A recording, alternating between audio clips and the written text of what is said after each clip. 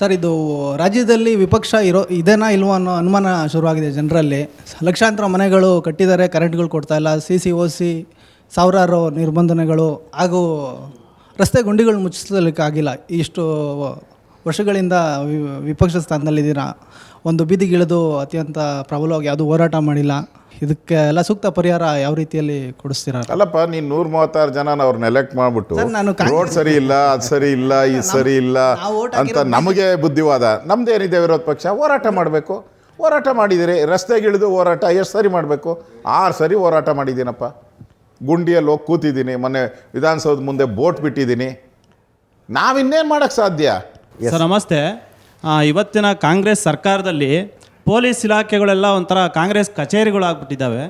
ಯಾಕೆ ಅಂದರೆ ಅವರು ಇದು ಸುಳ್ಳು ಅಟ್ರಾಸಿಟಿ ಕೇಸ್ಗಳನ್ನು ವಿರೋಧ ಪಕ್ಷದವ್ರನ್ನ ಮಟ್ಟ ಹಾಕಲಿಕ್ಕೆ ಪ್ರತಿ ವಿಧಾನಸಭಾ ಕ್ಷೇತ್ರದಲ್ಲಿ ಇದೇ ಪ್ರಾಬ್ಲಮ್ ಆಗ್ತಿರೋ ಆ ಥರ ದುರ್ಬಳಕೆ ಮಾಡ್ಕೊಳ್ತಾ ಇದ್ದಾರೆ. ನೀವು ಈ ಹಿಂದೆ ಗೃಹ ಸಚಿವರಾಗಿ ಕೆಲಸ ಮಾಡಿರೋದ್ರಿಂದ ಸೊ ಇದನ್ನು ಯಾವ ರೀತಿಯಾಗಿ ನಾವು ಇದ್ರ ವಿರುದ್ಧ ಹೋರಾಡ್ಬೋದು ನಾವು ಅಂತ ಕೇಳಿಕ್ಕೆ ಬಯಸ್ತೀನಿ ಸರ್. ಯಾಕಂದ್ರೆ ಇದನ್ನು ಅವರು ದುರ್ಬಳಕೆ ಮಾಡ್ಕೊತಾ ಇದ್ದಾರೆ. ಸಣ್ಣ ಪುಟ್ಟ ಜಗಳಗಳಿಗೆಲ್ಲ ಅಟ್ರಾಸಿಟಿ ಕೇಸ್ ಹಾಕಿ ಈ JDS BJP ಕಾರ್ಯಕರ್ತರ ಮೇಲೆ ಈ ಥರ ಕೇಸ್ ಹಾಕಿ ಅವ್ರನ್ನ ಮಟ್ಟ ಹಾಕೋ ಪ್ರಯತ್ನ ಮಾಡ್ತಾ ಇದ್ದಾರೆ ಸರ್. ಇದು ಪ್ರತಿ ವಿಧಾನಸಭಾ ಕ್ಷೇತ್ರ ಇರೋ ಪ್ರಾಬ್ಲಮ್. ಈಗ ತಾವು ವೈಯಕ್ತಿಕವಾಗಿ ಸಂತ್ರಸ್ತರ? ನಮ್ಮ ಕ್ಷೇತ್ರದಲ್ಲಿ ನಮ್ಮ ಸ್ನೇಹಿತರಾಗಿದ್ದಾರೆ ಸರ್. Okay okay, yes. ನೋಡಿ, ಕಾಂಗ್ರೆಸ್ ಆಫೀಸ್ ಅಂತ ನೀವು ಇವತ್ತು ಹೇಳ್ತಾ ಇದ್ದೀರಾ. ನಾನು ಹೇಳಿ ಅವಾಗೆ 2 ವರ್ಷ ಆಯಿತು. ಎಲ್ಲ ಪೊಲೀಸ್ ಸ್ಟೇಷನು ಕಾಂಗ್ರೆಸ್ ಆಫೀಸ್ ಆದಮೇಲೆ ಪೊಲೀಸವ್ರು ಏನು ಮಾಡಿಬಿಟ್ಟಿದ್ದಾರೆ, ಪೊಲೀಸ್ ಸ್ಟೇಷನ್ ಬಿಟ್ಬಿಟ್ಟು ಅವ್ರು ರೋಡಿಗೆ ಬಂದುಬಿಟ್ಟು ಅವರು ಕಳ್ತನ ಮಾಡೋಕ್ಕೆ ಶುರು ಮಾಡಿದ್ದಾರೆ. ಈಗ ಕಾಂಗ್ರೆಸ್ ಆಫೀಸ್ ಪೊಲೀಸ್ ಸ್ಟೇಷನ್ ಆಗಿದ್ದರೆ ಅವರೆಲ್ಲ ಪೊಲೀಸವರೆಲ್ಲ ಪೊಲೀಸ್ ಸ್ಟೇಷನ್ ಒಳಗಡೆ ಇರಬೇಕಾಯಿತು. ಇವರು ಕಾಂಗ್ರೆಸ್ ಅವ್ರು ಹೋಗಿ ಸೇರ್ಕೊಂಬಿಟ್ಟಿರೋದ್ರಿಂದ ಅವರೆಲ್ಲ ಬೀದಿಗೆ ಬಂದುಬಿಟ್ಟು ರೋಡಲ್ಲಿ ಕಳ್ತನ ಮಾಡೋಕ್ಕೆ ಶುರು ಮಾಡಿದ್ದಾರೆ. ಮೊನ್ನೆ 7 ಕೋಟಿ ಆಯಿತು, ಇಲ್ಲಿ 8 ಲಕ್ಷ ಆಯಿತು, ಕಳ್ತನ ಮಾಡ್ತಾಯಿದ್ದಾರೆ ಅಷ್ಟೇ. ಕಾಂಗ್ರೆಸ್ ಅಂದರೆ ಹಂಗೆ ರೀ. ಕಾಂಗ್ರೆಸ್ಸು ನೀ ಹೇಳ್ದಂಗೆ ಪೊಲೀಸ್ ಸ್ಟೇಷನ್ಗಳು ಕಾಂಗ್ರೆಸ್ ಆಫೀಸ್ ಆಗಿದೆ, ನಿಜ, ಪ್ರಶ್ನೆನೇ ಇಲ್ಲ. ಅನೇಕ ಕಾರ್ಯಕರ್ತರ ಕೊಲೆಗಳಾಗ್ತಾಯಿದೆ, ಅಟ್ರಾಸಿಟಿ ಕೇಸ್ಗಳಾಗ್ತಾವ್ರೆ. ಮಾಡಿದ ಪಾಪನ ಅನುಭವಿಸ್ತಾರೆ ಅವರು. ಅದಕ್ಕೆಲ್ಲ ಜನ ಉತ್ತರ ಕೊಡ್ತಾರೆ. ನಾವು ಹೋರಾಟ ಮಾಡಬೇಕು, ಕಾಯಬೇಕಷ್ಟೆ. ಈಗ ಬೇಸಿಗೆಯಲ್ಲಿ ಕಲ್ಲು ಹೋದ್ರೆ ಬೀಳಲ್ಲ, ಮಳೆಗಾಲ ಬಂದಾಗ ಕಲ್ಲು ಹೋದರೆ ಆಟೋಮೆಟಿಕ್ಕಾಗಿ ಬಿದ್ದೋಗ್ತದೆ. ಕಾಯೋಣ ಅದನ್ನು. ಸರ್ ನಮಸ್ತೆ, ಪವನ್ ಅಂತ. 2.5 ವರ್ಷಕ್ಕೆ ಒಂದು ರೆಂಟಲ್ ಅಗ್ರಿಮೆಂಟ್ ಹಾಕೊಂಬಂದಿರಿ ಕಾಂಗ್ರೆಸ್ ಸರ್ಕಾರ. ಜನರನ್ನ ಮಂಗ ಮಾಡಿ ಬೋಕಸ್ ಗ್ಯಾರಂಟಿಯನ್ನು ಕೊಟ್ಟು ಒಂದು ಕಡೆ CM ಸಿದ್ದರಾಮಯ್ಯ ಅವರು ಮತ್ತು DCM ಶಿವಕುಮಾರ್ ಅವರು ಮಾತೆತ್ತಿದ್ರೆ ಬೆಂಗಳೂರಿಗೆ ಅಷ್ಟು ಕೋಟಿ, ಬೇರೆ ಬೇರೆ ಜಿಲ್ಲೆಗೆ ಇಷ್ಟು ಕೋಟಿ ಅನುದಾನ ಅಂತ ಹೇಳಿ ಗುಂಡಿ ಮುಸ್ಲಿಕ್ಕೆ ಮತ್ತೊಂದಕ್ಕೆಲ್ಲ ಇಷ್ಟು ಕೋಟಿ ಕೊಡ್ತಿದ್ದಾರೆ ಅಂತ ಹೇಳ್ತಾರೆ. ಅದು ಗುಂಡಿ ಮುಸ್ಲಿಕ್ಕೆ ಕೊಡ್ತಿದ್ದಾರಾ ಎಲ್ಲ ಅವರ MLAಗಳಿಗೆ ಬಾಯಿ ಮುಚ್ಚಕ್ಕೆ ಕೊಡ್ತಿದ್ದಾರಾ ಅಂತ ಒಂದು ಕ್ವಶನ್ನು. ಎರಡನೇದು ಈ ಟನಲ್ಗೆ ಎಷ್ಟು ಬಾಯಿ ತೆಗೆದ್ರೆ 1000 ಕೋಟಿ, ಏನೋ ₹1 ಈಸಿಯಾಗಿ ಹೇಳ್ತಾರೆ, 1000 ಕೋಟಿ. ನಿಮ್ಮ ಪ್ರಶ್ನೆಯಲ್ಲಿ ಅನುದಾನದ ವಿಷಯ ಒಂದು ತಗೊಳ್ತೀನಿ ನಾನು. ಅನುದಾನ ಸಫಿಷಿಯೆಂಟ್ ಆಗಿದೆಯಾ ಅಶೋಕ್ ಅವರೇ? ನೋಡಿ, 2.5 ವರ್ಷ ಆಯ್ತು ಸರ್ಕಾರ 2.5 ವರ್ಷ ಶಾಸಕರುಗಳಿಗೆ ಅವರವರ ಕ್ಷೇತ್ರದಲ್ಲಿ ಕಾಮಗಾರಿಗಳನ್ನು ಮಾಡಿ ಅನುದಾನ ಬಿಡುಗಡೆ ಮಾಡಿಲ್ಲ. ಅವ್ರು ಹೇಳೋದೆಲ್ಲ ಸುಳ್ಳು. 2.5 ವರ್ಷ ಏನು ಪೀರಿಯಡ್ ಆಗಿದೆ ಕಾಂಗ್ರೆಸ್ಸು. ಪ್ರಾರಂಭದಿಂದ ಅನುದಾನಗಳನ್ನು ನಿರಂತರವಾಗಿ ಕೊಟ್ಕೊಂಬಂದಿದ್ರೆ ಇವತ್ತು ಹಳ್ಳಿಗಳು ಬೀಳ್ತಾನೆ ಇರಲಿಲ್ಲ. 2.5 ವರ್ಷ ಏನು ಕೊಡಲಿಲ್ಲ. ಈಗ ಕೊಡೋಕ್ಕೆ ಹೋಗ್ತಾ ಇದ್ದಾರೆ. ಆ ಕೊಡೋದೆಲ್ಲ ಹಳ್ಳ ಮುಚ್ಚೋಕ್ಕೆ ಆಗತ್ತತೆ. ಹಳ್ಳ ಮುಚ್ಚಿ ಒಂದು 3 ದಿನ ಆದ ತಕ್ಷಣ ತಿರ್ಗಿ ಓಪನ್ ಆಗ್ತದೆ. ಅದು ಇಡೀ ಬೆಂಗಳೂರಲ್ಲಿ ನೀವು ಬಿದ್ದಿರೋ ಹಳ್ಳ ಮುಚ್ಚೋಕ್ಕೆ ಸಾಧ್ಯನೇ ಇಲ್ಲ.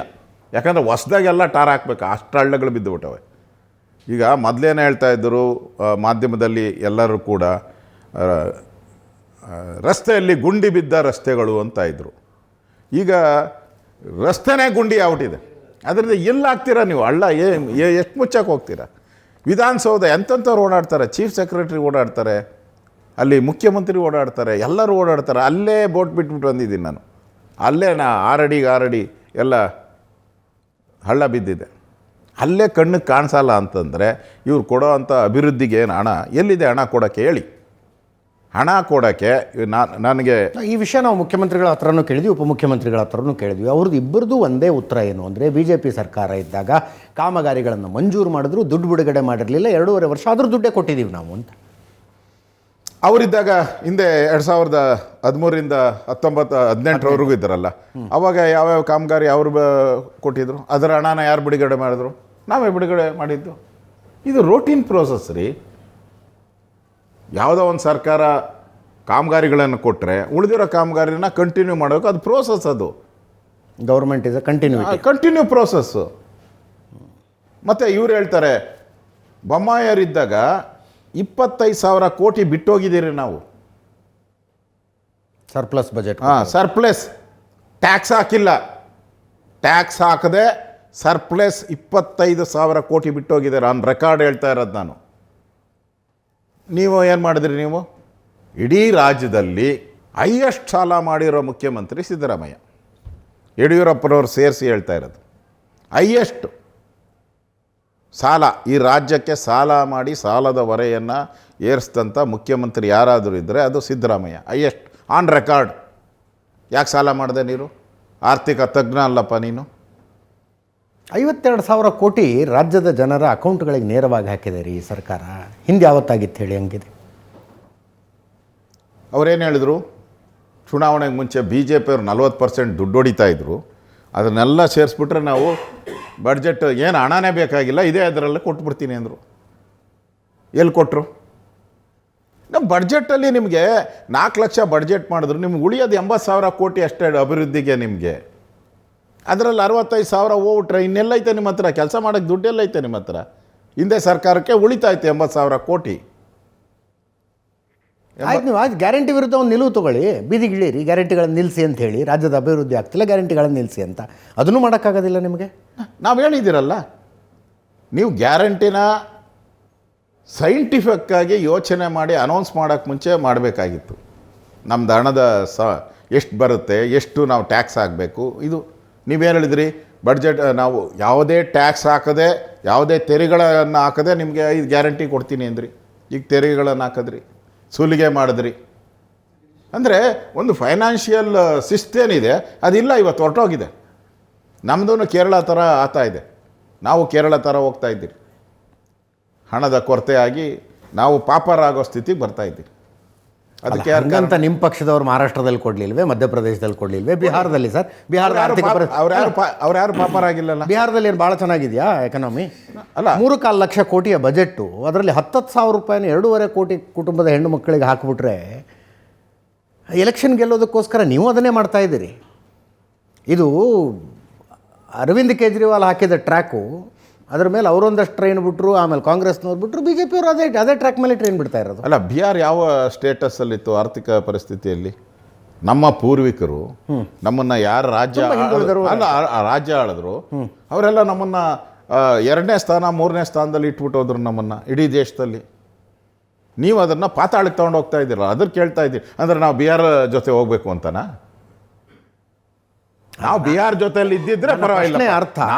ನನ್ನ ಪ್ರಶ್ನೆಯ ಅರ್ಥ, ಈ ಅಕೌಂಟಿಗೆ ದುಡ್ಡು ಹಾಕುವ ಸ್ಕೀಮನ್ನು ವಿರೋಧಿಸುವ ನೈತಿಕ ಸ್ಥೈರ್ಯ ನಿಮ್ಮಲ್ಲಿಲ್ಲ. ಯಾಕಂದರೆ ಬೇರೆ ರಾಜ್ಯಗಳಲ್ಲಿ ನಿಮ್ಮ ಪಕ್ಷ ಮಾಡ್ತಾ ಇರೋದು ಅದನ್ನೇ ಅಂತ.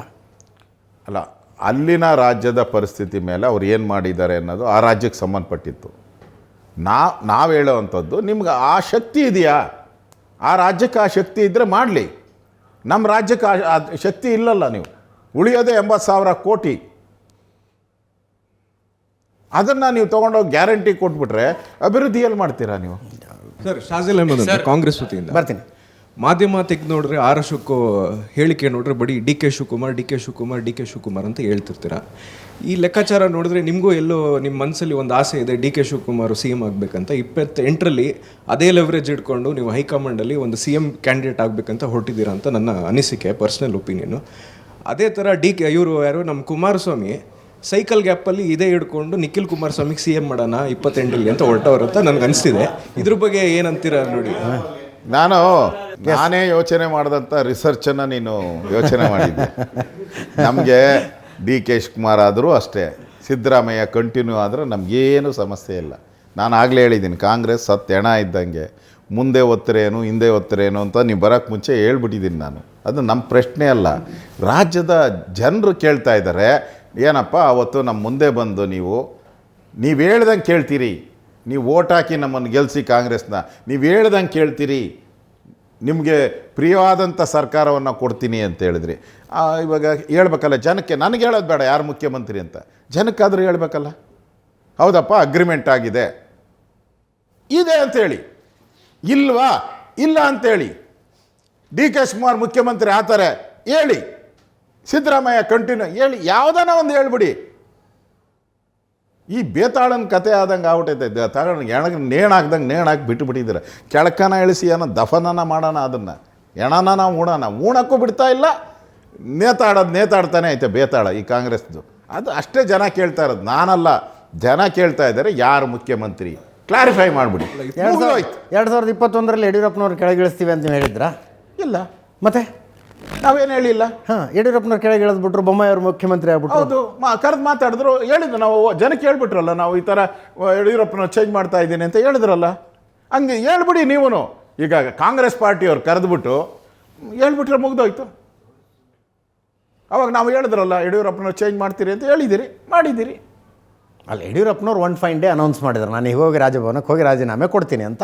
ಹಂಗೆ ಮಾಡಲಿ, ಇಲ್ಲ ಮಾಡಲಿ ಸಿದ್ದರಾಮಯ್ಯನವರು, ಇಲ್ಲ ಡಿ ಕೆ ಶಿವಕುಮಾರ್, ಇಲ್ಲ ಅವರೇ ಅಂತ ಹೇಳಿ ಮುಗ್ದೋಯ್ತು. ಇದು ಅಭಿವೃದ್ಧಿ ವಿಚಾರವಾಗಿ ಮತ್ತು ರೈತರಿಗೆ ಉಪಯೋಗ ಆಗುವಂಥ ವಿಚಾರಗಳನ್ನು ಮೊದಲ ವಾರದಲ್ಲೇ ಪ್ರಸ್ತಾವನೆ ನಾವು ಮಾಡ್ತಾ ಇದ್ದೀವಿ. ಆದ್ದರಿಂದ ಪ್ರೋ ಡೆವಲಪ್ಮೆಂಟ್ ಆಗಿ ವಿರೋಧ ಪಕ್ಷ ಈ ಸರಿ ಅಧಿವೇಶನವನ್ನು ನಡೆಸೋವಂಥದ್ದಕ್ಕೆ ನಾವು ತಯಾರಿದ್ದೀರಿ. 21 ಕೋಟಿ ಏನೋ ಖರ್ಚಾಗ್ತಿದೆ ಅಂತ ಎಲ್ಲ ಲೆಕ್ಕ ನೋಡಿದೆ ನಾನು. ತೆರಿಗೆದಾರರ ದುಡ್ಡು ವೃಥಾ ಕಾಲಕ್ಷೇಪ ಆಗೋದು ಬೇಡ ಅನ್ನೋದಷ್ಟೇ ಮನವಿ. ಥ್ಯಾಂಕ್ ಯು ಸೋ ಮಚ್ ಈ ಚರ್ಚೆಯಲ್ಲಿ ಭಾಗಿಯಾಗಿದ್ದಕ್ಕೆ. ತಮಗೂ ಕೂಡ ಧನ್ಯವಾದ. ಇದರೊಂದಿಗೆ ಈ ವಾರದ ನ್ಯೂಸ್ ಅವರ್ ಸ್ಪೆಷಲ್ ಮುಗಿಸ್ತಾ ಇದ್ದೀನಿ. ಮುಂದಿನ ವಾರ ಮತ್ತೊಬ್ಬ ಅತಿಥಿಯೊಂದಿಗೆ ಮತ್ತೆ ಬರ್ತೀನಿ. ನೇರ, ದಿಟ್ಟ, ನಿರಂತರ ಸುದ್ದಿಗಾಗಿ ನೋಡ್ತಾ ಇರಿ ಏಷ್ಯಾನೆಟ್ ಸುವರ್ಣ ನ್ಯೂಸ್.